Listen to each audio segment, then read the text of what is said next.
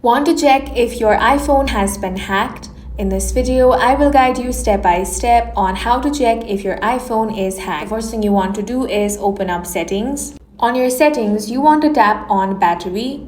Here, review which apps are using the most power. Unexplained battery drain can indicate malicious activity.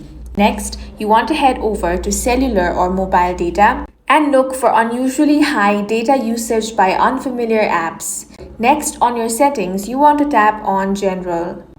Now select VPN and Device Management. Delete any configuration profiles you did not install yourself. After that, you can head back. Now scroll down a bit and tap on the option of Privacy and Security. Here you want to select Location Services. Now you want to ensure no app has access that it shouldn't over here. Head back and you want to make sure the same for photos, camera, microphone and contacts. Next, you want to exit out of these settings. Now tap on the search bar and search for passwords. Here, see if any unknown accounts or credentials have been saved.